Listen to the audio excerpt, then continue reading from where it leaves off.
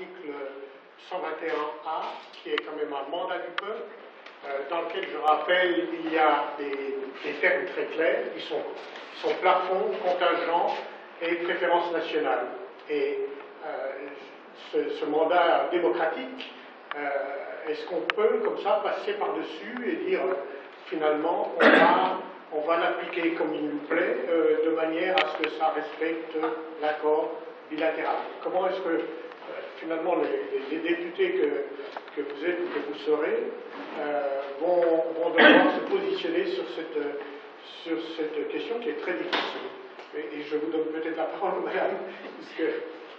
Alors, je dois peut-être encore compléter que M. Lefra, conseiller des États, ne peut pas être ici ce soir parce qu'il a une séance encore qui va durer, pas toute la nuit, mais en tout cas jusqu'à 22 heures au moins. Alors, je ne peux pas nécessairement représenter ses opinions, mais je vais... C'est les vôtres, vous Je vais dire la mienne. Und ich erlaube mir, in Deutschsprache zu sprechen, weil ich kurzfristig auch angesprungen bin. Also, ich denke, wir sind dort wirklich auf einem schwierigen Weg, in dem wir uns entscheiden müssen, eben wie ich es vorhin erwähnt habe, machen wir die strikte Anwendung und setzen damit im Prinzip die Personenfreizügigkeit. Und meines Erachtens wäre diese strikte Anwendung nicht der richtige Weg. Wir müssen zwar den Volkswillen respektieren, also dass die Einwanderung halt schon auch angeschaut werden muss und nicht mehr so groß sein darf, aber ich bin, wie die SP übrigens auch, dagegen, dass wir wirklich dort Kontingente wieder einführen, die ein schlechtes Mittel waren, die sich auch als schlechtes Mittel erwiesen haben. Der Weg, denke ich, geht eher in die Richtung, dass wir versuchen, mal im Inland die Arbeitnehmenden heranzubauen, also mit guter Ausbildung einerseits, dass wir auch den Arbeitsprozess für die Frauen besser ermöglichen, also Vereinbarkeit mit Familie fördern. Das sind für mich die Wege, die wir angehen müssen. Also eine rein strikte Anwendung nach dem Wortlaut scheint mir nicht die richtige Lösung zu sein. Monsieur Bourgeois intervient déjà. Oui, bonsoir, mesdames et messieurs. Oui, j'interviens déjà. Donc, pour nous, le Parti libéral radical, ce qui est important, c'est de maintenir ces accords bilatéraux. Ils sont décisifs pour l'économie de ce pays. Maintenant, pour revenir sur l'application de l'article 121A. Alors effectivement, il y a le mot contingent, il y a le mot préférence nationale, mais il y a également le mot prendre en considération notre économie.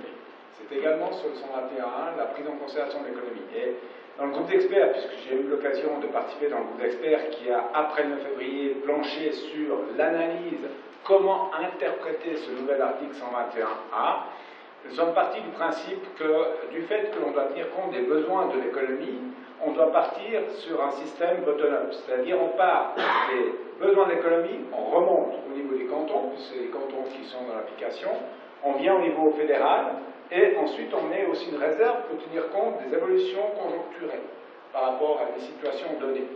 Et frontalier, c'est autre chose. Les frontaliers, ça, il faut laisser au niveau des cantons, parce qu'on voit que l'ensemble des cantons de ce pays ne sont pas consolidés au même degré que le Tessin, que Genève, que d'autres pays. Et là, je pense qu'il faut partir sur cette base-là.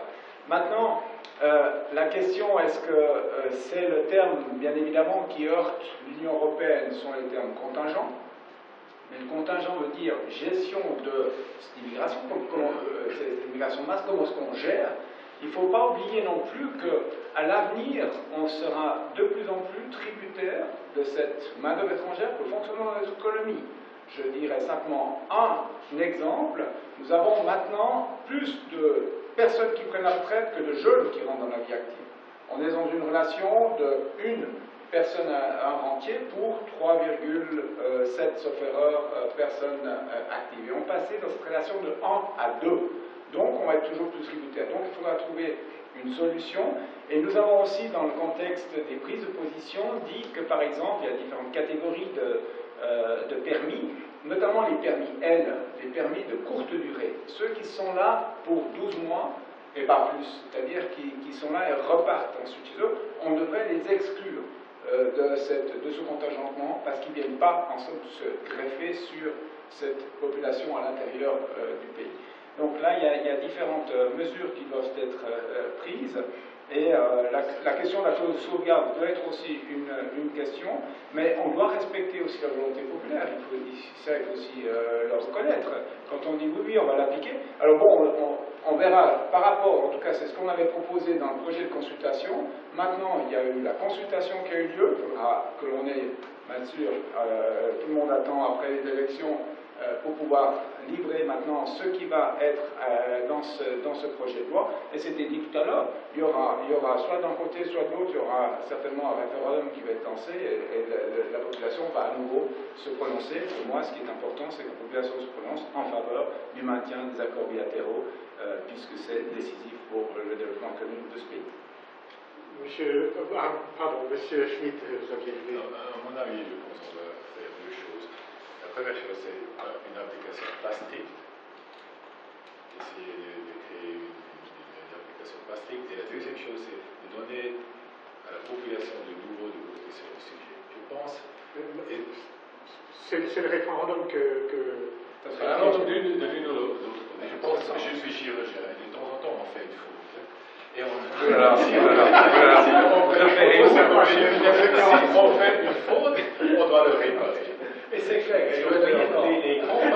les grands partis de la Suisse, ils ont aussi fait un faute. On a sous-estimé la force de cette initiative. Et c'était aussi le PS et aussi le parti. Non. Monsieur Lebrun a aussi eu une stratégie. Il ne voulait pas appliquer trop strictement. Il n'était pas contre, parce que vous êtes aussi, ihr seid auch zum Teil sehr protektionistisch, wenn es Arbeitsplätze geht. Und ihr habt ja auch nicht eine klare Haltung. Oder wenn es dann um irgendwelche Lohndumping und solche Geschichten geht, oder, da seid ihr dann auch sehr für Grenzen zu etc. Und nicht für freie Wirtschaft. Das muss man klar sagen. Und die FDP, ich muss sagen, die hat es einfach verschlafen, die hat es zu wenig ernst genommen. Das muss man einfach sagen. Und manchmal muss man auch Fehler zugeben, oder? Und ich denke, la population en a fait une faute, et maintenant on doit corriger le faute. Vous voulez attendre par exemple une initiative RASA ou alors la proposition Référendum ou RASA, c'est égal. Il nous reste une année. Je peux vous dire, comme chirurgien, je sais, il faut le réparer. Il nous reste une année pour une initiative parlementaire. Non, c'est pas comme ça. D'abord, on doit appliquer une solution un peu créative, pas trop stricte, et après, il faut voter. C'est intéressant parce qu'on voit déjà les divergences, même alors que tout le monde est d'accord sur le fait qu'il faut appliquer. Je ne suis pas un technicien juriste, mais je pense avec le sens général. Mais on voit très bien que si tout le monde est d'accord d'appliquer de manière moins stricte, justement j'avais venu parce qu'en fait on va encore entendre, j'imagine, une variante un peu différente avec M. Fernandez. Pas forcément différente. Je constate seulement en tant que ministre de l'économie et de l'emploi que cette initiative est vraiment la catastrophe pour notre économie. Alors, qu'est-ce qu'on doit faire? Premièrement, et je suis d'accord avec Jacques Bourgeois qui dit, attention, il y a la volonté de la population. On peut dire, mais c'est la majorité est très petite, mais quand même c'est la volonté de la population. Et je dois dire, le canton de Fribourg a refusé l'initiative. Mais mon district de la Saint-Gilles, où il y a 19 communes, il y a 18 communes qui ont voté pour, et il y a des communes avec une majorité de plus que 70%. Alors là, il est extrêmement délicat, et c'est la raison pour laquelle je dis RASA, c'est nul. On ne peut pas vraiment courir le risque. Si on met RASA à un vote, je vous garantis, on aura encore une fois un vote négatif sur RASA, et puis on va encore cimenter ce qui s'est fait avec l'initiative contre l'immigration de masse. Mais après, il faut alors être vraiment constructif et puis innovatif, créatif, Et là, je suis d'accord avec les autres, il faut trouver maintenant au niveau de la loi une solution qui fait une interprétation correcte de l'article 121A, avec un point fort sur quels sont les intérêts de l'économie, et après faire cette loi, et je suis convaincu que le Parlement pourra trouver les majorités dans cette variante plutôt ouverte et libérale. Et puis après, il n'y aura pas les partis centre-droite, mais c'est les partis droite, ou bien notamment l'UDC, qui va lancer le référendum. Et je suis convaincu, et là, nous devons tous vraiment lutter et pouvoir convaincre les gens et dire, voilà, en connaissance de cause, vous pouvez prendre une vote, et puis ils vont accepter cette loi qui n'est pas vraiment contraire à l'économie et contraire à l'ouverture avec l'Europe, où nous devons quand même avoir ces relations et pouvoir continuer les accords bilatéraux. Alors, M. Bourgeois et Mme Schreier-Schutelkruger. Je voulais simplement encore répondre à M. Schmitt, mon cher collègue Villach.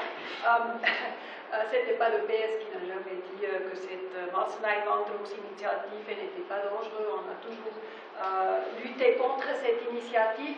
Par contre, la votation avait lieu au même moment où on discutait sur l'initiative en A12. Et puis c'était là où les partis de la droite ont plutôt lutté contre notre initiative au lieu de vraiment faire attention qu'il y a cette initiative Masseneinwanderungsinitiative qui est vraiment dangereuse. Donc vous n'auriez pas dû lancer votre initiative. Ouais, ça on ne sait jamais, c'est le Conseil fédéral qui décide à quel moment on vote sur quelle initiative. On peut renvoyer la pierre au Conseil fédéral. C'est un peu facile. C'est un peu facile.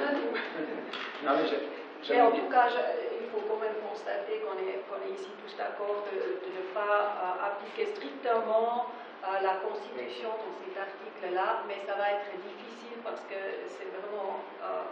alors avec cette wortlaut-là, c'est vraiment assez difficile. Mais on est d'accord que une des difficultés sera non seulement, évidemment, on voit bien que vous êtes tous d'accord de ne pas l'appliquer de manière stricte, mais en même temps, après, il faudra avoir un message commun.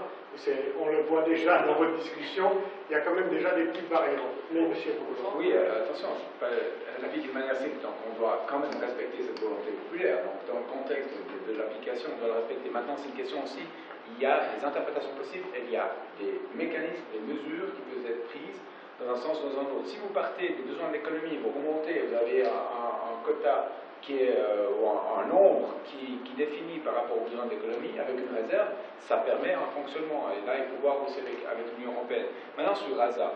Alors, RASA, bien sûr, ils ont lancé, maintenant, ils ont déposé cette initiative. À mon avis, elle arrive comme la grêle après l'avalanche, un petit peu. Donc, dans les 3 ans, ça ne sera pas possible. Et puis, je rejoins alors, le plus grand danger, c'est si tout d'un coup, RASA est rejeté. Et là, à ce moment-là, vous bloquez tout le système pour un bon moment. Et je ne pense pas qu'on aura gagné la médaille en ce sens. Et ça serait le message de vraiment trouver une solution avant. Oui, parce que RASA sera fin 2017, 2018 au mieux. Il n'y a rien à négocier. Mais laissez M. de Watteville faire son travail, M. Schmitt. Vous dites qu'il ne fait rien alors qu'il vient de recevoir ce mandat-là. Je fais absolument confiance qu'il est un excellent négociateur, un excellent diplomate de notre pays, et que dans ce contexte-là, faites-lui confiance, et nous aurons certainement, d'ici la fin de l'année, on doit avoir maintenant le projet de loi et le message du Conseil fédéral suite à la consultation qui a été faite, qui va être présenté aux chambres, et nous emploierons le dossier dans les intérêts de l'économie, ça c'est clair. Et en intégrant les résultats des négociations. Et là, à mon avis... Il n'y a pas de négociation. Mais il y aura des négociations. Il doit y avoir des négociations, et je suis convaincu que de Watteville pourra mettre en exergue, et c'est l'EDC par exemple qu'il a lancé dans cette direction, cette clause de sauvegarde est quand même une voie possible pour sortir de cette impasse, en fait. Et là, on pourra, à mon avis, quand même trouver une solution. Mais il ne faut pas se leurrer, parce que la discussion va continuer, parce qu'après, il y aura quand même la question, comment est-ce qu'on va appliquer les accords bilatéraux, parce que l'Union européenne a clairement dit, maintenant, on doit avoir des négociations institutionnelles où on ne peut pas vraiment continuer comme jusqu'à maintenant, et c'est dans ce cadre-là où on doit quand même un peu réfléchir plus loin, parce que là, il y a le peuple qui nous attend au contour, notamment l'UDC qui va lancer de nouveau un référendum ou une initiative, parce qu'ils ne veulent pas vraiment des juges étrangers, ils ne veulent pas avoir cette application dynamique de la loi du droit européen, et c'est là où on doit quand même être très transparent aussi dans les discussions, et je veux plutôt que là les partis raisonnables essayent de convaincre la population qu'il y a encore d'autres choses à discuter. Alors vous avez évoqué ces discussions qui devraient être menées parallèlement, c'est-à-dire d'un côté sur la libre circulation de la part de Jacques de Malville, de l'autre côté la question institutionnelle, comment appliquer et comment vérifier l'application des accords, interpréter le droit, ça c'est l'aspect institutionnel. Est-ce que ça fait pas un lourd paquet parce qu'en fait la stratégie du Conseil fédéral sera de venir avec les deux solutions en même temps. D'un côté, une solution light sur la mise en œuvre de la votation du mois de février, et puis de l'autre côté, l'institutionnel, avec quel rôle, on ne le sait pas encore très bien pour la Cour européenne de justice. Est-ce que là on ne charge pas le bateau terriblement, c'est-à-dire qu'on va avoir des gens qui diront non au juge étranger, par exemple, mais qui auraient été pour la libre circulation. Quelqu'un manque, M. Weber manque, il doit nous donner la solution. Vous l'avez parce qu'ils sont mais quelle est votre position? Est-ce que vous pensez qu'on peut aller devant le peuple le convaincre avec deux accords, un accord institutionnel et puis une solution législative pour l'application? Est-ce que ce paquet-là, on peut le faire passer auprès du peuple? Le problème, si c'est trop compliqué avec les initiatives, ça ne passe pas. On prend la solution facile, ça c'est le problème. Madame. Moi j'ai l'impression qu'il ne faut pas sous-estimer le peuple. Alors, le peuple a assez vite réalisé que quand Horizon 2020 a échoué, et Erasmus+, qu'il y a eu des conséquences assez claires et assez fortes. Et puis je pense que le peuple a réalisé qu'il y avait quand même une erreur. Bien sûr qu'il y a l'UDC qui dit on ne veut pas de juge étranger, on ne veut pas de relation avec l'Union européenne, mais je ne suis pas sûre si nous on tirait à une corde, on trouverait une solution qu'on gagnerait. Alors il faut être si optimiste parce que si on si ne tu l'est pas... demandes maintenant dehors, si tu es au restaurant et tu demandes qu'est-ce que c'est Horizon 20, quelque chose comme ça, la recherche, les personnes disent... On va expliquer, oui. la presse est là pour expliquer. C'est ça. Oui. Mais c'est une catastrophe pour les universités, pour la recherche européenne, c'est une catastrophe complète, et c'est peut-être 1%, 2% de la population qui est touchée. On a ça, c'est vu le problème. toutes ces gens qui étaient sur la place fédérale après le février. Ceux qui ont travaillé pour l'université, c'est clair. Ah, c'est tout à fait ça. moi, j'ai une certaine réticence. Moi, je n'aurais pas le courage et je ne voudrais pas l'avoir si j'étais au Conseil fédéral de soumettre... Vous n'avez pas de candidat au Conseil fédéral? Non, pas du tout, pour l'instant. En tout cas, pas pour l'instant. Non, de soumettre les deux au peuple pour moi, je pense, si on voit vraiment maintenant la situation en Europe, l'Europe est en crise actuellement. Et moi, je pense que nous devons vraiment pouvoir en profiter et attendre un peu. Premièrement, il faut maintenant régler ces choses avec la Masseneinwanderungsinitiative, comme Mme Schneider-Schütte l'a dit, trouver une solution acceptable, notamment aussi pour l'économie, et puis après, donner un peu le temps au temps, bien du temps au temps, comment vous dites en français, parce que je pense qu'au niveau Europe, il y aura quand même maintenant des développements. Si vous voyez toutes les discussions dans le cadre du Brexit, la Grande-Bretagne qui va soumettre ce référendum 2016, 2017 ou plus tard, je suis convaincu que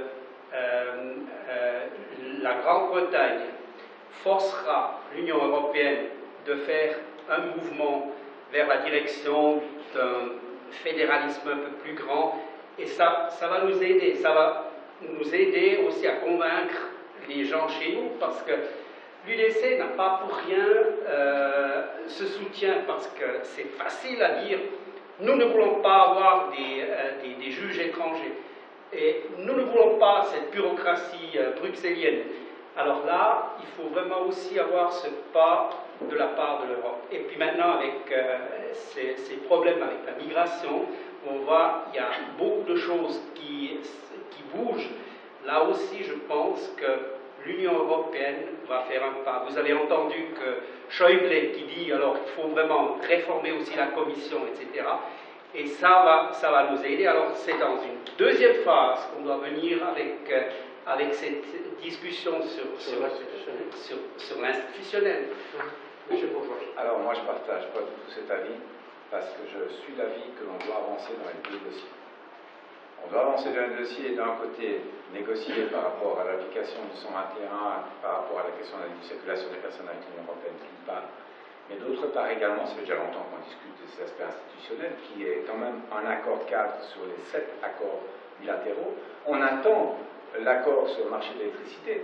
Il est suspendu au niveau institutionnel. Si nous n'avançons pas au niveau institutionnel, nous n'avons pas non plus un accord au niveau du marché de l'électricité. Je dois te dire après ces choses. Voilà. Je dis simplement que pour moi, on doit avancer dans cet aspect aussi institutionnel. Maintenant, sur les juges étrangers, on me dit toujours que c'est les juges étrangers qui vont déterminer, mais ça dépend de la forme que l'on va donner. Maintenant, alors c'est clair, on a la Cour européenne. Pour moi, ce n'est pas la Cour européenne, on doit rester souverain sur notre législation.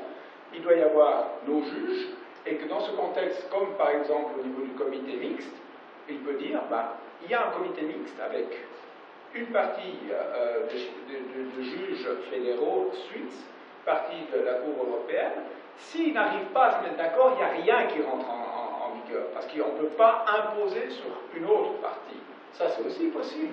Donc il y a des solutions, et puis pas toujours crier aux juges étrangers. Mais là, je dois quand même donner un éclaircissement concernant notamment ces accords sur l'électricité. J'ai pu suivre de très près, en tant que président de la conférence des directeurs de l'énergie, ces discussions. J'étais aussi plusieurs reprises avec Mme Leuthard à Bruxelles. Der Teufel liegt im Detail. Là, il y a par exemple une question des comment dire, non, c'est les je cherche le nom. Non, c'est un détail.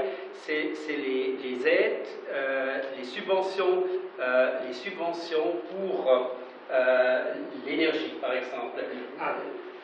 Et là, il y a un problème que Bruxelles demande que, par exemple, si une commune ou un canton va prévoir des subventions dans le cadre de leur loi pour l'énergie, ils doivent tout d'abord avoir l'accord de Bruxelles si ils veulent vraiment le faire. C'est les aides d'État, c'est le mot technique que j'ai cherché.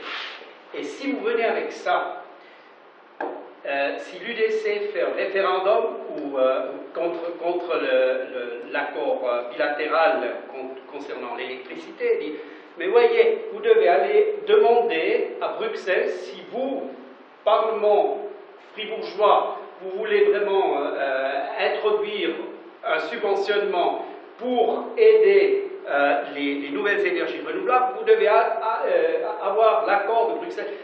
Vous n'aurez jamais vraiment la majorité du peuple derrière vous. Mais on n'est pas ici directement l'accord d'électricité, parce que l'aide de l'État, elle est conditionnée à l'accord sur le marché de l'électricité.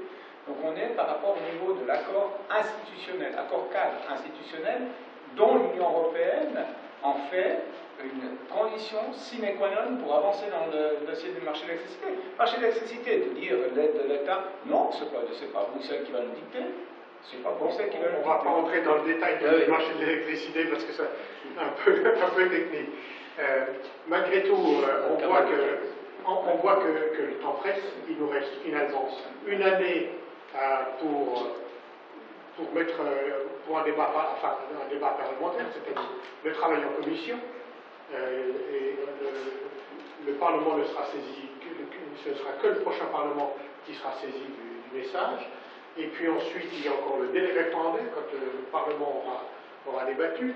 Et pendant ce temps-là, il faut aussi former une opinion. On l'a vu le 9 février, on a vu qu'il ne suffisait pas de partir 1 ou 2 mois avant pour renverser une opinion publique. Et donc, comment vous voyez ce peu de temps qui reste, Monsieur Schmitt? Le bon sens est extrêmement important. C'est pas vraiment prioritaire, les négociations pour chercher des solutions qui peuvent Pour qui c'est pas important? L'Union européenne. Non, mais nous avons c'est une quantité négligeable, disons. Non, mais attendez, je vais peut-être préciser ma question, M. Schmitt. Il y a quand même dans la loi, dans l'article constitutionnel, il y a une date. Et donc, si au mois de février 2017, nous n'avons pas trouvé une solution législative, le Conseil fédéral est obligé de mettre en vigueur l'article constitutionnel lui-même, et donc il ne peut pas, lui, ne pourra pas, comme le Parlement, s'écarter. Donc il devra prendre une décision. Pourquoi pas? Il faut avoir le courage de dire, interpréter cet aspect qui vient d'être dit par Jacques Bourgeois. C'est quand même, il faut faire une interprétation générale, et dans du PIB, c'est quand même les intérêts économiques que l'UDC lui-même avait écrit dans cet acte. Je vous redonne la parole au sujet de cette application. On a une année, et on doit trouver une solution créative dans une année. Mais ce que je voulais dire, c'est pour EU, c'est pas tellement important d'avoir ces contrats avec les Suisses. Si on est dehors, on est dehors. Ils ont des autres problèmes. Des grands problèmes. Alors, on va aborder cet aspect. J'estime la rôle de la Si vous Suisse. permettez, j'aimerais On est suisse, en plus on est tellement. Après, on abordera la position. Madame. Alors, je pense que si c'est le Conseil fédéral qui doit faire une ordonnance, c'est la disposition transitoire de cette initiative, c'est le Parlement qui ne peut pas en discuter, alors on aura la solution, entre guillemets, du Conseil fédéral, et c'est la question si cette solution sera acceptée. Et là, je ne suis pas sûre, ça dépendrait vraiment comment se présente le Conseil fédéral. Hein. Il va y avoir les élections en décembre, alors on verra comment ça va aller. Monsieur Fondateur. Moi, je suis convaincu qu'il faut aller de l'avant, et on pourra vraiment trouver une solution au Parlement si le Conseil fédéral a le courage de soumettre, je veux quand même être modeste là, de soumettre au Parlement une proposition qui soit vraiment ouverte, qui ne soit pas une interprétation stricte. Et sur cette base, je suis convaincu que les partis raisonnables pourront trouver une majorité, et après il y aura le vote, le référendum. Encore. Monsieur Bourgeois, puis après, j'aimerais qu'on revienne sur. Oui, je répondrai après sur l'autre aspect. Moi, je crois qu'il faut rester réaliste et pragmatique. Je crois qu'il faut voir le calendrier tel qu'il est. Je pense que nous pourrons au Parlement mettre cette loi sous toit d'ici fin de l'année prochaine. Je pense que ça c'est réaliste par rapport à ça. Maintenant, s'il y a un référendum qui est lancé, automatiquement, vous allez dépasser le 9 février. Vous faites comme vous voulez. Hein. Vous pouvez faire les calculs que vous voulez pour accélérer le processus, vous n'y arriverez pas. Donc il faut être resté vraiment réaliste. Donc pour moi, ce qui est important, c'est de mettre sous toit là. Alors après, s'il y a un référendum, le peuple se prononcera. Il ne faut pas oublier non plus que lorsqu'il y a aussi des négociations avec l'Union européenne et qui nécessitent également l'aval des 28 pays de l'Union européenne, ça ne va pas se faire du jour au lendemain. Il faudra aussi un certain temps pour que ce soit ratifié. Donc là, il faut voir aussi ces différents éléments. Donc pour moi, ce qui est important maintenant, c'est vraiment de mettre cette loi sous toit fin 2016. Et puis ensuite, on aura une position claire par rapport à ce qui était aussi de l'application de ce nouvel article constitutionnel 121.1. Et là, le Conseil fédéral ne pouvait pas voir que le référendum était lancé ou pas. Donc ça à mon avis, c'est au-delà. Maintenant, j'aimerais revenir sur ce cas-là. Oui, mais j'avais juste dire à Mme Schneider-Schüttel parce qu'elle a évoqué quelque chose qui n'a pas été repris après, mais ce sont les conditions que pose le Parti socialiste pour l'acceptation de cette loi, dans laquelle le Parti socialiste est très strict, demande des mesures d'accompagnement assez larges. Alors, comme on a vu durant la campagne déjà que les mesures d'accompagnement ont joué un rôle aussi dans le climat de débat avant l'initiative, je voudrais quand même que vous puissiez un peu revenir sur ces mesures d'accompagnement et dire est-ce que ce sont des conditions sine qua non, parce que ce sera aussi une position, la difficulté de trouver une position commune entre les partis. Oui, alors, je pense que ce que j'avais évoqué, c'était surtout d'intégrer aussi les gens qui n'ont pas de poste de travail pour le moment, d'investir dans la formation des migrants, de trouver des solutions, de mieux concilier travail familial et puis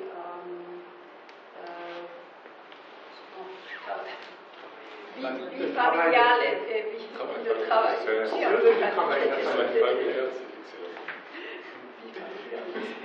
Est-ce que pour vous, au Parti socialiste, vous en avez discuté, j'imagine, est-ce que c'est des conditions fondamentales je pense que ce sont des conditions qui vont nous aider de trouver assez de gens pour travailler en Suisse. Alors, de ne pas être tellement dépendante de l'étranger. Alors, on a quand même beaucoup de gens ici qui n'ont pas encore de travail, et si on intègre plus les femmes, si on crée les conditions, on va être moins dépendant. Je ne dis pas que ça va aller sans des personnes de l'étranger. On est quand même dépendant aussi du savoir qui est à l'étranger, mais on avait déjà discuté dans d'autres relations, dans d'autres liens, que la Suisse ne peut pas simplement pas investir dans nos universités et puis laisser faire les universités de l'étranger et puis être dépendante. Alors peut-être sur la question de la médecine, M. Schmid est dans la meilleure position. C'est justement là où on a loupé jusqu'à maintenant de vraiment former notre personnel, nos experts ici dans notre pays. Mais vous n'avez pas vraiment répondu à ma question, qui était de savoir est-ce que vous en faites une condition de votre soutien à toutes ces mesures d'accompagnement dont les effets d'ailleurs sont assez lointains. Est-ce que ces mesures d'accompagnement, le Parti socialiste en fera une condition de son ralliement au bloc bourgeois, appelons-le comme ça? Oui, merci, ça va très bien.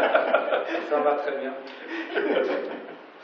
Oui, je pense pour le moment, oui. Alors, il y aura des discussions et puis on verra ce qui en sort, mais ce sont mais ce n'est pas une condition sine qua non. C'est pas une condition, alors d'après mon avis, je ne parle pas nécessairement de parti, ce n'est pas une condition. Mais vous allez quand même insister sur ce point-là. Oui. D'accord. Je crois que M. Schmitt et après M. Bourgeois. Oui, l'exemple avec les médecins, c'est toujours ça, mais là, die politischen Parteien haben es einfach verschlafen. 20 Jahre, bis man eine neue Generation von Medizinern herangezogen hat, dauert das 15 Jahre, oder? Und niemand hat das Problem beachtet, oder? Und jetzt im Nachhinein kommt man, oder? Wir haben zu wenig Mediziner, wir haben zu wenig Studienplätze, oder? Und jetzt sagt man, jetzt muss man das da reinpacken. Das ist völlig blauäugig, oder? Wie in diesem Jahr, wir hatten einen extremen Zeitdruck, oder? Und jetzt da alle diese Konditionen noch reinzupacken, die man 10 Jahre, da war irgendwie Kinderbetreuung, weiß nicht was, oder so, war irgendwie ein nebensächliches Thema, und jetzt will man das alles da reinpacken. Das ist für mich eine völlige Illusion. C'est une illusion complète. Là, je dois dire, M. Bourgeois a raison, c'est l'économie qui compte maintenant, et c'est notre économie auprès de l'Union européenne. Et ça, c'est qui s'équipe. Toutes les autres conditions. Oui, moi j'aimerais répondre sur cet aspect à ma collègue Ursula Schneider-Schmidt. Par rapport au niveau de la question, alors la préférence nationale, là je crois que bon, c'est également des aspects que l'on doit prendre en considération lorsque l'on va par rapport à différentes corps de métier, etc. Ça c'est une chose. Mais ceci ne va pas, nous ne pourrons pas ne pas dépendre en partie pour le développement de notre économie de la main-d'œuvre étrangère. Moi je viens d'un secteur, le secteur agraire, où les cultures intensives ont besoin de 30 000, c'est à peu près 30 000 personnes que nous avons par année, et je dois dire, on a beau chercher, à l'intérieur du pays, on ne trouve pas, donc à un moment donné, je ne suis pas le seul dans ce secteur-là, donc la gastronomie, l'hôtellerie, etc. Vous avez de plus en plus de dépendance par rapport à l'étranger, et je le rappelle, j'ai dit tout à l'heure, avec l'évolution démographique que l'on va avoir cette dépendance. Et nous devons veiller à voir comment est-ce que l'on peut intégrer ces personnes dans ce pays. Je crois que c'est ça qui est important à l'avenir. Et par rapport aux mesures d'accompagnement, nous, il est clair, on est contre le fait qu'on durcisse encore plus maintenant ces mesures d'accompagnement. On a, au doping salarial, on a la commission tripartite qui joue son rôle, qui analyse à chaque fois. Il y a les conventions collectives, les contrats types de travail que nous avons, et ça c'est aux différents secteurs à mettre en application. Très bien. Monsieur Schmitt vous vouliez encore ajouter? Non, seulement une phrase. En fait, moi je pense qu'on a quand même intérêt à dire que les travailleurs suisses ont une possibilité seront vraiment promus ou bien soutenus plus fortement, qu'il y ait des mesures, par exemple, pour les personnes plus âgées, 55 plus, ou bien pour les femmes, qu'on les intègre mieux dans le secteur de l'économie. C'est important aussi pour convaincre notre population à dire oui, mais en général, et là on n'est pas en controverse, en fait, il n'y a pas assez de main-d'œuvre qualifiée. Si je parle des ingénieurs, par exemple, chez moi, dans l'économie fribourgeoise, il y a énormément de gens, par exemple l'hiver, qui nous disent presque toutes les semaines, on doit pouvoir importer des ingénieurs de l'Allemagne, etc. Ralf Schmitt vient de dire, pour les médecins, on est quand même trop tard, on n'a pas assez actuellement, et puis on ne pourra pas vraiment les créer ou les former à l'avenir. Juste après le 9 février, j'étais à Baden-Württemberg chez Kretschmann. Et Kretschmann nous a dit, mais moi je ne comprends pas les Suisses, parce que, en principe, je suis très content parce que moi je forme les médecins et les infirmières, et tous vont en Suisse, et maintenant je suis très content parce qu'ils resteront chez moi. Comme on va mettre une chaire de médecine à Fribourg, ça sera génial. Bon, Monsieur Schmitt a évoqué quelque chose qui vous a fait bondir, Monsieur Bourgeois. C'est oui. Lorsqu'il a parlé du fait que l'Union européenne, finalement, n'avait aucun intérêt à discuter avec la Suisse des accords. C'est pas prioritaire. Oui, mais moi j'ai entendu à plusieurs reprises Didier Bourg-Calter interpeller François Hollande. Il est temps que François Hollande puis Angela Merkel sur les frontaliers. Et chaque fois, ils sont revenus avec cet élément-là. On a le sentiment quand même que, par exemple, les frontaliers ou le trafic nord-sud commence à peser un peu. Est-ce que sur les atouts de la Suisse, finalement, est-ce que ça, c'est pas des atouts aussi? Bien sûr, et puis là je dirais c'est réciproque. Hein. Donc on voit que si on regarde au niveau de l'Union européenne, la Suisse, c'est quand même le deuxième pays au niveau de la balance commerciale avec de l'Union européenne. Donc c'est pas des cacahuètes, hein, donc M. Schmitt par rapport à cela.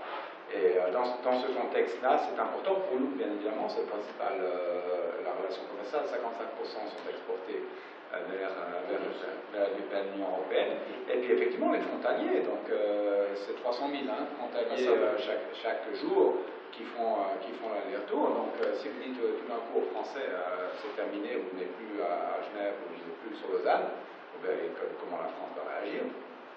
On en a besoin de ces gens-là, alors c'est quand même aussi notre intérêt qu'il y a ces gens qui viennent. J'ai pas mis en cause. Oui, simplement dit à M. Schmitt de dire ah mais pour l'Union européenne on ne compte pas. Simplement par rapport à ça. Je n'ai pas dit pas, j'ai dit c'est pratiquement rien du tout. Pratiquement rien du tout. Numéro 1, c'est vraiment une grande différence. Naturellement, c'est bien. Mais les négociations sur les émissions voor de Zürich. Was haben die da gemacht?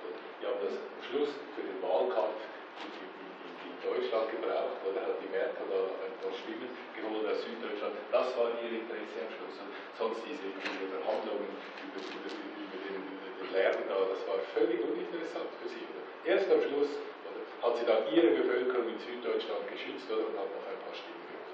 Das war. On arrive presque à la fin du temps qui nous est imparti, je regarde les organisateurs, mais il y a quand même une ou deux questions qui sont celles du futur.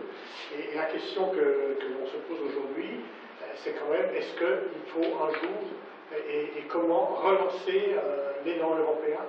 Et est-ce que, évidemment, vous avez dit qu'il faut d'abord régler la question de la libre circulation et puis de l'institutionnel. Et ça, c'est presque, je dirais, du court terme, en tout cas du moyen terme. Mais pour le futur, et j'aimerais bien avoir les positions de votre parti, de chacun de vos partis, jusqu'où vous êtes prêts à aller vers l'Union européenne qui est aujourd'hui tellement décriée et peu attractive. Monsieur Schmitt. Je pense, naturellement, l'Union européenne va changer. Et je pense c'est très très centraliste aujourd'hui. Et je pense que ça va changer, la structure va changer. Et je pense qu'on a réalisé qu'on ne peut pas continuer comme ça. Et si on a un changement dans la gouvernance, on a changé un peu ce centralisme, parce qu'il n'y a pas les mêmes solutions pour l'Angleterre ou pour la Grèce, comme ça. On doit apprendre dans l'Union européenne. Et je pense, là, il y a aussi une place pour la Suisse en futur, dans 50 ans, quelque chose comme ça. 30 ans à 50 ans, on aura une autre solution avec l'Union européenne.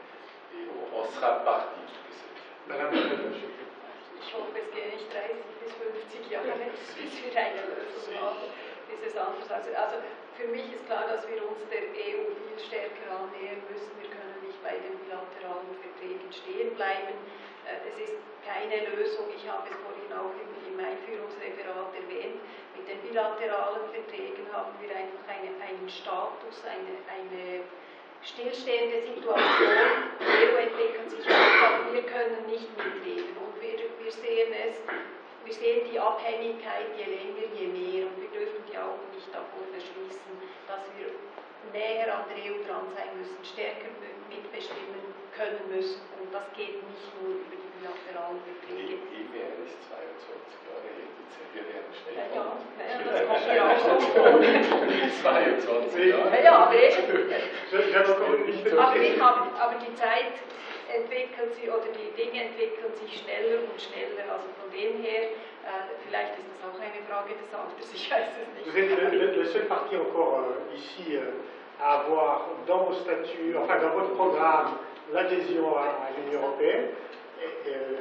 On a entendu certains de vos camarades de parti dire que finalement c'était une des difficultés aussi qu'ils rencontraient à expliquer à leurs électeurs cet objectif à long terme. Et donc, est-ce que ça, vous, aujourd'hui, à Fribourg, dans votre campagne, c'est une difficulté d'expliquer que le Parti socialiste veut toujours aller vers l'adhésion? Moi, je dirais que ce n'est pas une plus grande difficulté que d'expliquer d'autres choses. Il faut toujours essayer de l'expliquer. Bien sûr qu'il y a de grandes craintes devant cette UE qui est tellement grande qu'on n'a pas nécessairement le feeling, qu'est-ce qui se passe dans l'Union européenne, est-ce qu'on doit craindre les juges étrangers, mais je pense que dans la plupart des cas, ce n'est pas vraiment la crainte de la population.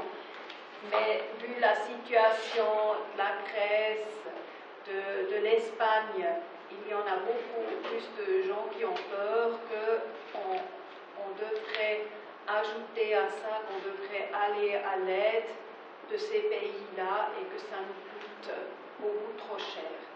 Mais peut-être on ne voit pas, à part de toutes ces peurs, qu'il y a d'autres dangers pour nous. On est isolé, même quand on est tellement dépendant. Si on parle de l'exportation des marchandises, par exemple, alors là, je pense qu'il y a d'autres dangers aussi. Alors, on est dépendante de l'Union européenne, on est dépendant d'autres pays d'Europe, alors on ne peut pas rester à côté. Monsieur Fonante, votre voix européenne. Je le dis de manière très crue et je ne vais pas être très sympathique vis-à-vis du PS et vis-à-vis de nos messes, mais dans notre démocratie directe, il faut être très clair. Et là, je dis, il faut oublier de vouloir avoir une adhésion à l'Union européenne aujourd'hui. Aujourd'hui, il faut le dire très clairement. Mais, comme je l'ai dit tout à l'heure, je suis convaincu que l'Europe sortira de cette crise renforcée, que l'Europe va se développer dans la direction plus fédéraliste, moins centralisatrice, et c'est dans ce cadre-là où la Suisse pourra après de nouveau renouer et réfléchir comment on peut vraiment définir notre future collaboration. Une chose est claire, nous devons avoir cette possibilité de pouvoir continuer à collaborer de manière très étroite avec l'Union européenne, mais pas dire qu'on veut avoir une adhésion à l'Union européenne aujourd'hui. Pour le Parti libéral radical, on s'est clairement exprimé dans la presse à ce sujet, donc nous sommes pour la voie bilatérale. Maintenir cette voie bilatérale, ces accords bilatéraux, je rappellerai qu'on a une clause évolutive à l'intérieur de ces accords, ce qui nous permet également, alors chaque fois bien évidemment en négociant de part et d'autre par rapport à développer ces accords avec l'Union européenne.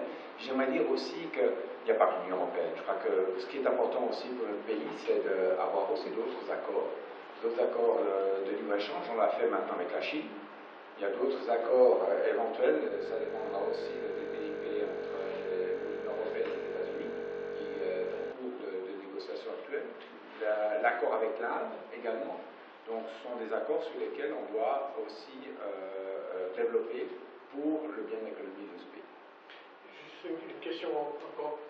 Comment voyez-vous, comment pouvons-nous gagner les prochaines votations qui seront existentielles, vous l'avez dit au cours de ce débat, alors que finalement, dans l'opinion et aussi dans le monde politique aujourd'hui, l'Union européenne est plutôt décriée, est plutôt prise comme un repoussoir, et donc comment changer cette vision que nous avons aujourd'hui en Suisse de l'Union européenne, parce que sans changer la vision, est-ce qu'on pourrait gagner des votations sur les grands enjeux que vous avez donnés? Bon, tout dépendra des négociations. Alors, quel type de négociation au niveau des accords institutionnels, cette question des juges étrangers que l'on brandit comme l'épée de Damoclès, alors que l'on peut trouver d'autres solutions, à mon sens, qui tient compte également de la souveraineté de notre pays dans ce domaine-là. Et puis ensuite, c'est une question aussi d'information, parce qu'il faut voir aussi l'après 9 février, ou le 9 février, ou l'avant, il y a eu un amalgame d'un peu de tout qui a conditionné cela. Et on dit que nous ne sommes pas intervenus, mais je crois que aussi une bonne partie n'ont pas cru, même les initiants eux-mêmes n'ont pas cru à leur acceptation, à leur initiative, puisqu'ils étaient bien empruntés ensuite pour dire comment est-ce qu'ils avaient, comment interpréter leur texte. Et là, il faut tirer les leçons de cela, et je crois qu'il faut faire une information objective de la population, en lui expliquant les tenants et aboutissants, et en allant devant le peuple, puisqu'il reste souverain. Vous vouliez ajouter quelque chose, M. Fondamental? Il faut éviter de parler de manière très théorique. Les Suisses sont très terre à terre. Ils veulent voir le return on investment. Et c'est dans ce cadre-là, je dis, alors il faut développer une loi qui soit très claire, où on peut vraiment montrer au peuple suisse, c'est l'interprétation concrète de cet article 121A, et puis là, c'est ce que vous aurez comme résultat, comme gain, et sur cette base, ils voteront. Je suis convaincu qu'on pourrait les convaincre de voter correctement. Mais si on dit, oui, il faut vraiment avoir une adhésion générale, etc., ou bien une relation générale, là, vous aurez toujours un niet. Je donnerai la parole à M. Schmitt, et puis ensuite, puisque vous avez eu le premier mot, vous aurez aussi le dernier. M. Schmitt. Le problème ici, c'est refusé par l'EU. On trouve une solution. Si c'est refusé, on dit non, c'est pas applicable avec les règles de l'Union européenne. Ils vont l'accepter. Peut-être. Madame Schneider-Schüttel. C'est toujours difficile d'avoir le dernier mot. Non, je pense que, alors, il faut, comme Joël a dit, il faut vraiment informer le peuple et si facile que possible. Mais il faut pas, ou il faut être au clair que nous sommes toujours dépendants de l'Union européenne. Nous pouvons décider ce que nous voulons ici en Suisse, mais il y a toujours cette dépendance de l'Union européenne. On ne peut pas y échapper, alors il faut, et ça c'est la difficulté pour l'ambassadeur de Wattwil de vraiment trouver, alors de d'abord entrer en négociation avec l'Union européenne. Là, il y aura encore beaucoup de défis. Pas fermer les yeux devant ces difficultés et pas se concentrer que sur notre processus dans notre pays, mais d'être vigilante à ce qu'on cherche vraiment le contact avec l'Union européenne. Je vous remercie beaucoup pour votre aide. Et soyez confiants, Jacques de Wattwil, on a le meilleur négociateur qui était C'est pas une question de cette- confiance. Parce qu'il est radical. Non, parce qu'il n'est pas radical, On a besoin j'ai eu l'occasion de travailler à plusieurs reprises. Oui, non, c'est pas. Alors là, j'aimerais bien être très claire, c'est pas une question de confiance que j'aurais quand même aussi à M. de Wattwil. Je ne le connais pas personnellement, je n'ai pas de raison de ne pas avoir de la confiance, mais c'est la confiance en l'Union européenne qui négocie avec nous.